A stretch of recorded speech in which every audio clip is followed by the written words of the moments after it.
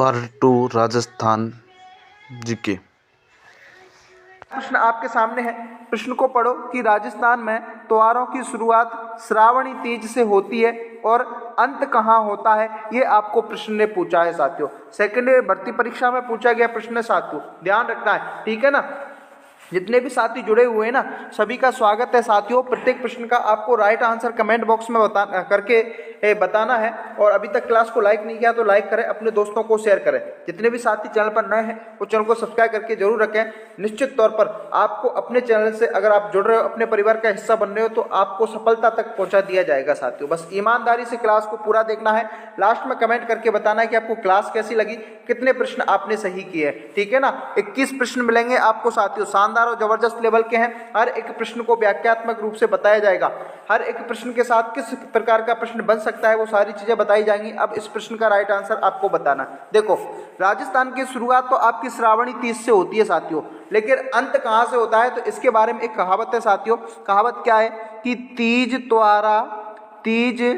त्वारा बावड़ी ले डूबी गणगौर। जी हाँ साथियों, तो तीज त्योहारा बावड़ी का मतलब है कि तीज के त्योहार से तो राजस्थान में त्योहारों का क्या होता है, प्रारंभ होता है, और गणगौर पर क्या हो जाता है, अंत हो जाता है। तो प्रश्न ने ये पूछा है कि किस त्योहार से त्योहारों का अंत होता है, तो वो आ जाएगा आपका गणगौर। अब देखिए साथियों, गणगौर कौन से विकल्प में, तो विकल्प नंबर डी में है। तो दोस्तों डी को क्या कर देंगे, लॉक कर देंगे। जितने भी साथी डी इस क्वेश्चन का राइट आंसर करेंगे वो सभी सही रहेंगे। अब साथियों यहाँ से एक प्रश्न और बनता है। प्रश्न क्या बनता है कि गणगौर है वो कब मनाई जाती है। यहाँ से एक प्रश्न बनता है और पूछा गया है, और हमेशा हर प्रतियोगी भर्ती परीक्षा में लगभग पूछा जाता है कि गणगौर का त्योहार कब मनाया जाता है। तो ध्यान रखना, आपकी जो गणगौर है, इस गणगौर का त्योहार चैत्र महीना पड़ेगा और चैत्र माह की शुक्ल पक्ष आएगी साथियों। कौन सा पक्ष आएगा, शुक्ल पक्ष। और शुक्ल पक्ष की तृतीया को आपका गणगौर का त्योहार है वो मनाया जाता है। ध्यान रखना, चैत्र माह की शुक्ल पक्ष की एकम होती है जिस दिन हिंदू नववर्ष मनाया जाता है, और चैत्र माह की शुक्ल पक्ष की एकम से ही आपके नवरात्रा प्रारंभ हो जाते हैं। ध्यान रखना है, ठीक है ना। अब इतनी बात आपको समझ में आई हो तो आगे बढ़े साथियों। अब एक प्रश्न और पूछा जाता है कि श्रावणी तीज को अपन हरियाली तीज भी बोलते हैं, और श्रावणी तीज और हरियाली तीज का त्योहार कब मनाया जाता है, तो ये त्योहार मनाया जाएगा आपका श्रावण का महीना आएगा, श्रावण की शुक्ल पक्ष आएगी साथियों, और शुक्ल पक्ष की तृतीया को आपकी श्रावणी तीज, इसको अपन हरियाली तीज भी बोलते हैं, ठीक है ना। चतरा चौथ की बात करें तो चतरा चौथ को अपन गणेश चतुर्थी भी बोलते हैं, और ये आपके भाद्रपद के शुक्ल पक्ष की चतुर्थी को मनाई जाएगी, ठीक है ना। शीतलाष्टमी की बात करें तो ये आपके चैत्र माह के कृष्ण पक्ष की अष्टमी को मनाई जाती है, जो कि शीतला माता का जो मंदिर है वो चाकसू जयपुर में इसका मेला बढ़ता है चैत्र की शुक्ल पक्ष की अष्टमी को। ध्यान रखना है साथियों। तो देखते हो इतने सारे प्रश्न अपने इस प्रश्न से क्लियर हुए हैं। तो क्लास अच्छी लग रही हो तो एक लाइक जरूर करें, अपने दोस्तों को शेयर करें साथियों, और जो साथी अपने चैनल पर नए हैं वो चैनल को सब्सक्राइब करके जरूर रखें। आगे बढ़े साथियों, अगला प्रश्न क्या कह रहा है।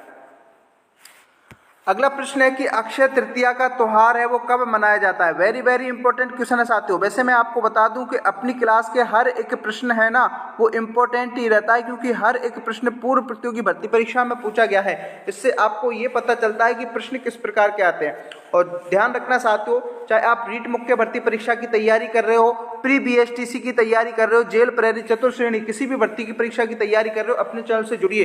राजस्थान जीके की क्लासें कंटिन्यू आपको देखने को मिलेंगी, और बहुत जल्द अपन topic wise test series start करेंगे। उससे पहले थ्योरी वॉच यानी कि दोनों ही प्रकार की क्लासें स्टार्ट करेंगे। तो बस आपको जुड़ना नहीं भूलना है। आप नोट्स बना सकते हो साथियों, शानदार तरीके से आपको नोट्स है वो बनवाने वाले हैं। बस आपको जुड़े रहना है और हर एक क्लास को ध्यान से देख करके अपनी तैयारी को और मजबूत बनाइए, धार दीजिए, और अपनी जिस भी परीक्षा की तैयारी कर रहे हो उसमें सफलता हासिल कीजिए।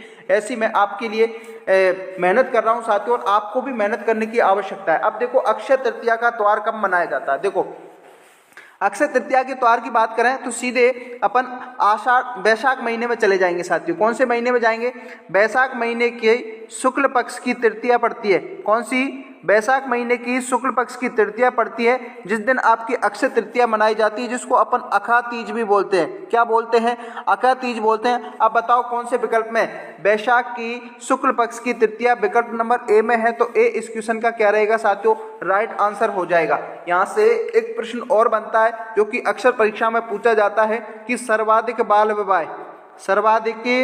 बाल विवाह किस दिन मनाए जाते हैं? तो वो बाल विवाह किस दिन होते हैं? तो वो होते हैं आपकी अक्षय तृतीया को होते हैं। ध्यान रखना, यह एक अबूझ सावा माना जाता है जिस दिन बिना मुहूर्त के आप शादी कर सकते हो, ऐसा इस अक्षय तृतीया के बारे में कहा जाता है।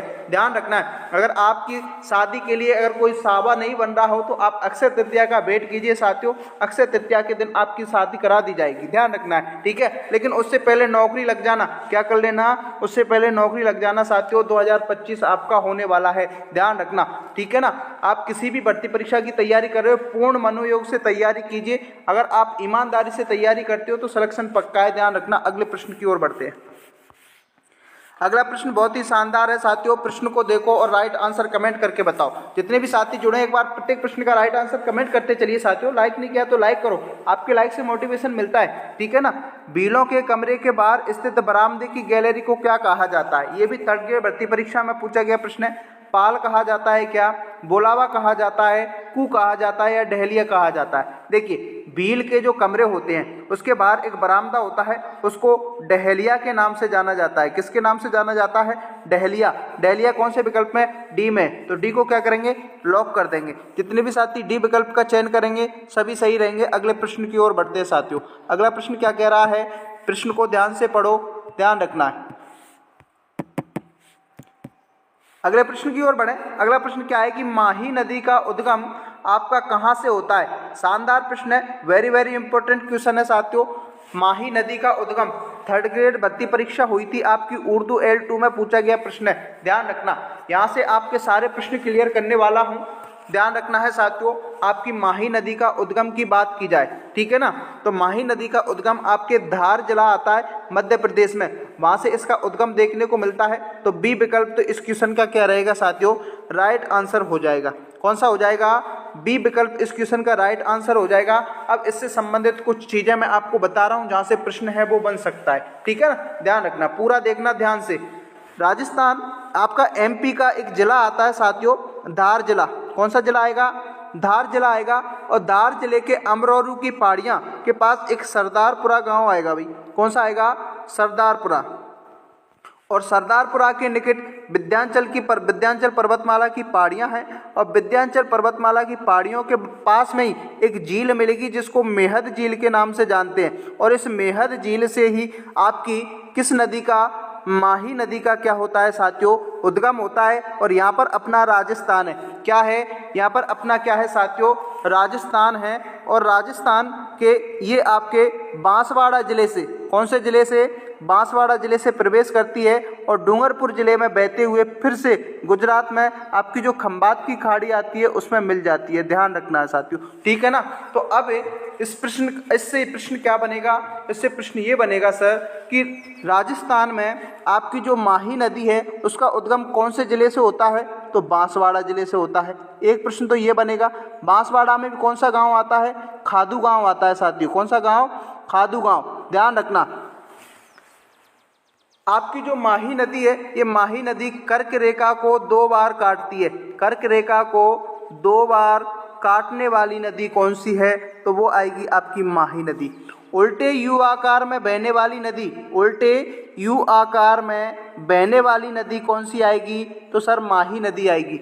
माही नदी की लंबाई के बारे में पूछ लिया जाता है तो इसकी कुल 583 किलोमीटर लंबाई मानी जाती है। ध्यान रखना, माही नदी को बांगड़ या कांटल की गंगा कहा जाता है। यहाँ से एक प्रश्न और बनता है कि बांगड़ या कांटल की गंगा किसे कहा जाता है? तो वो माही नदी को कहा जाता है। दक्षिणी राजस्थान की स्वर्ण रेखा किसे कहा जाता है? दक्षिण राजस्थान की स्वर्ण रेखा किसे कहा जाता है? तो वो माही नदी को कहा जाता है। माही नदी पर एक बांध बना हुआ है, माही बजाज सागर बांध, जो कि आपके बांसवाड़ा जिले में बना हुआ है। इतने सारे प्रश्न आपके माही नदी से पूछ लिए जाते हैं। अगर आपको क्लास अच्छी लगी है साथियों तो क्लास को लाइक जरूर करें। ध्यान रखना, अगले प्रश्न की ओर बढ़ते हैं। अगला प्रश्न क्या कह रहा है?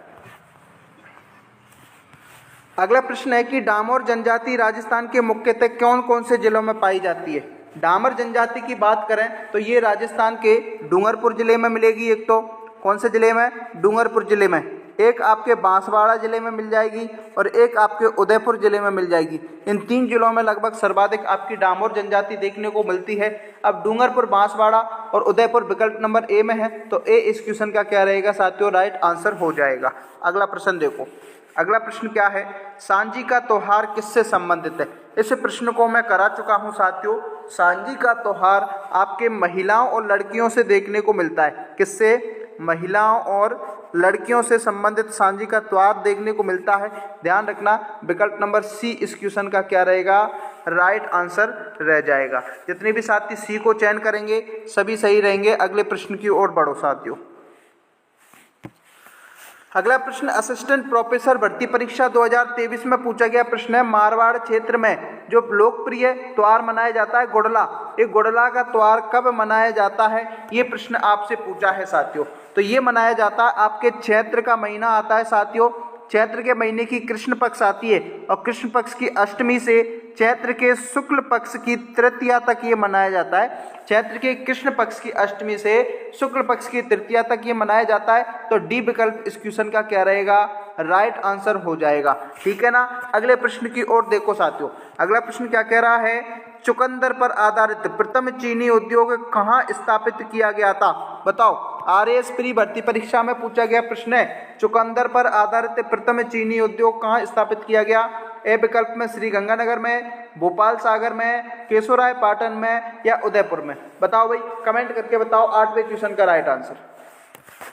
तो देखिए साथियों, आपके चुकंदर से चीनी बनाने की जो प्रथम चीनी उद्योग है वो आपके श्री गंगानगर में बनाए थे। कहाँ पर, श्री गंगानगर। कब स्थापित किया गया था, ये स्थापित किया गया था सन 1978 में। अब बताओ श्री गंगानगर कौन से विकल्प में, ए में है सर, तो ए इस क्वेश्चन का क्या रहेगा, राइट आंसर हो जाएगा। ध्यान रखना। अगले प्रश्न की ओर बढ़े। अगला प्रश्न क्या कह रहा है, अगले प्रश्न की ओर बढ़ते हैं साथियों।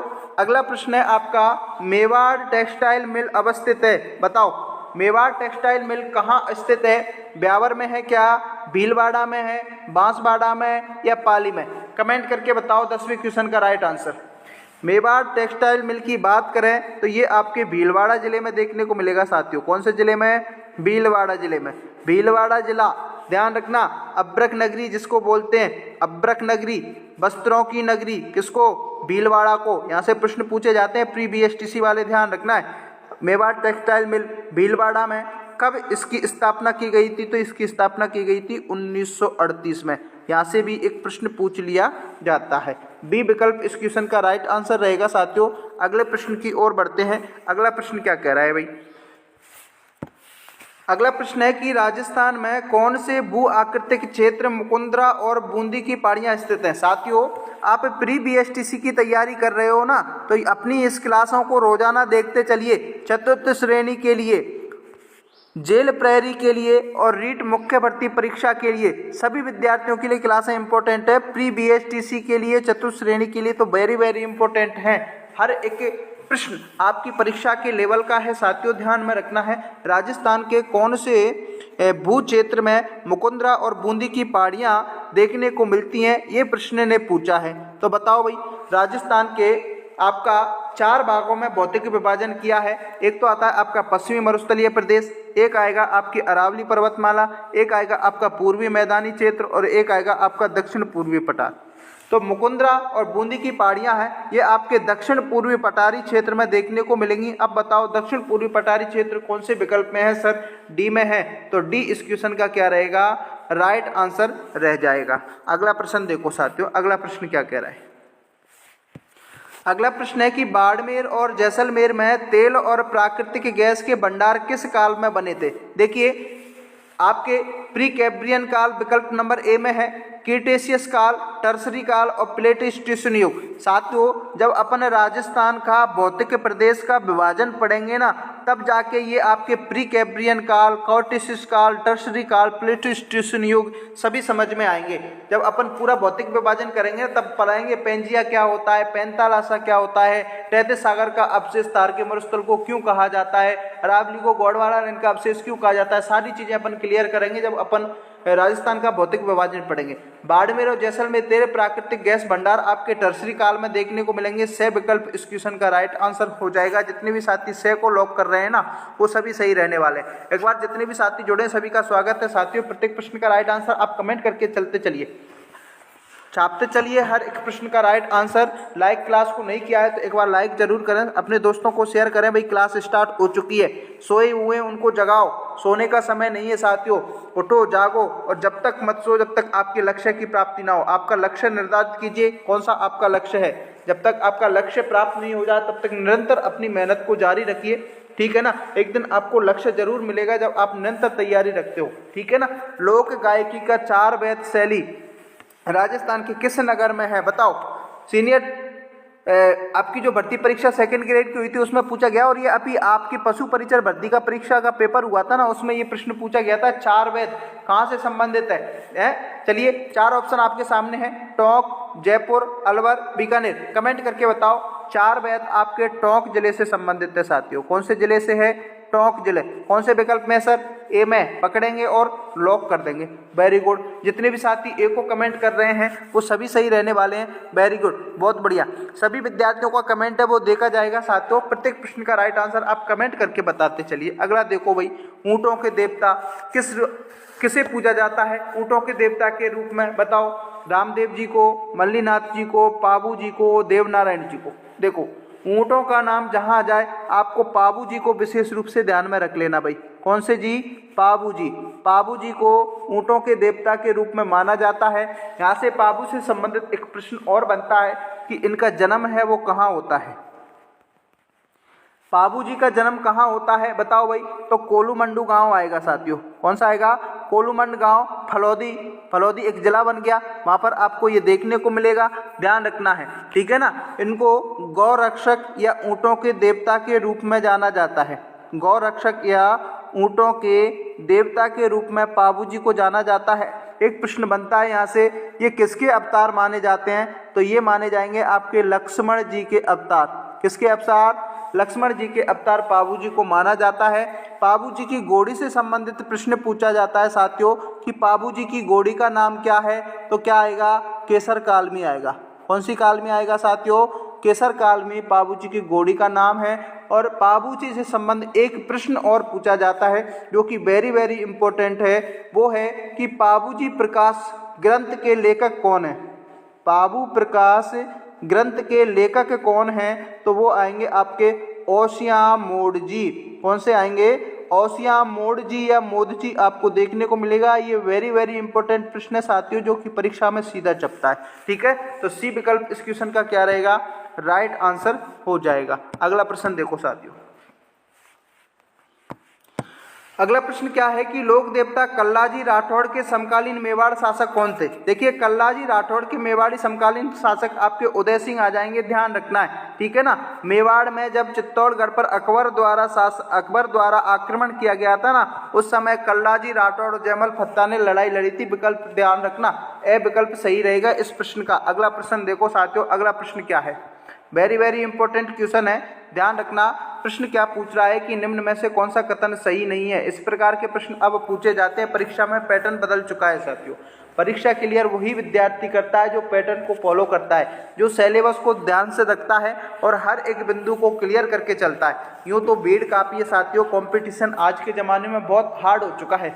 हार्ड बनाया जा रहा है, हार्ड कुछ नहीं है। अगर आप हर एक बिंदु के पैटर्न को फॉलो करोगे ना, सिलेबस को ध्यान में रखोगे तो अपने आप ईमानदारी से मेहनत करोगे तो निश्चित तौर पर आप सिलेक्शन है वो ले सकते हैं, ठीक है ना।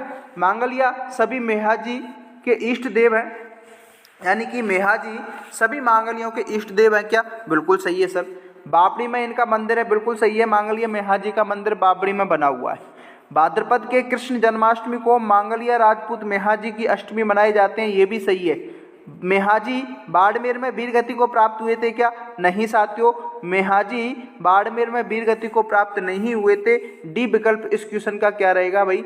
राइट आंसर हो जाएगा, ध्यान रखना, ठीक है ना। अगला प्रश्न देखते हैं साथियों। अगला प्रश्न क्या कह रहा है? तेरह ताली नृत्य किस लोक देवता की भक्ति में गाया जाता है? बताओ। तेरह ताली लोक नृत्य है जो आपके ऐसे कौन से लोक देवता हैं जिनकी भक्ति में किया जाता है? तो वो हैं आपके रामदेव जी। रामदेव जी विकल्प नंबर सी में, सी इस क्वेश्चन का क्या रहेगा साथियों? राइट आंसर हो जाएगा। अब एक प्रश्न मेरे को यहाँ आप कमेंट करके बता दीजिए कि रामदेव जी का जन्म कहाँ हुआ था। इस प्रश्न का आप कमेंट करके राइट आंसर बताइए। रामदेव जी का जन्म कहाँ हुआ था और किसके घर हुआ था? अगले प्रश्न की ओर देखते हैं। अगला प्रश्न क्या कह रहा है? पशु चिकित्सा का ज्ञान किस लोक देवता को? तो तल्लीनाथ जी, वीर बग्गा जी, देव बाबा या वीर पत्ता? पशु चिकित्सा का ज्ञान आपके देव बाबा को देखने को मिलता है। देव बाबा कौन से विकल्प में है सर? सी में है, तो सी को क्या कर देंगे? लॉक कर देंगे। अगला प्रश्न देखिए साथियों। अगला प्रश्न क्या कह रहा है? अगला प्रश्न वेरी इंपॉर्टेंट क्वेश्चन है, परीक्षा में पूछा गया प्रश्न है। उस्ता कला के प्रसिद्ध कलाकार कौन हैं? देखिए, उस्ता कला का नाम आ जाए तो आपको स्वर्गीय हिसामुद्दीन औलिया को विस्तृत रूप से ध्यान में रख लेना है। स्वर्गीय हिसामुद्दीन औलिया उस्ता कला से संबंधित रखते हैं। पूछा गया प्रश्न है, सी विकल्प इस क्वेश्चन का क्या रहेगा? राइट आंसर हो जाएगा। अगला प्रश्न देखो साथियों। ऊन से निर्मित वियना एवं पारसी डिजाइन के गलीचे कहाँ के विख्यात हैं? बीकानेर, उदयपुर, भरतपुर, बांसवाड़ा? कमेंट करके बताओ। ऊन से निर्मित वियना एवं फारसी डिजाइन के जो गलीचे हैं वो आपके बीकानेर जिले से संबंधित देखने को मिलेंगे साथियों। कौन सा नेर?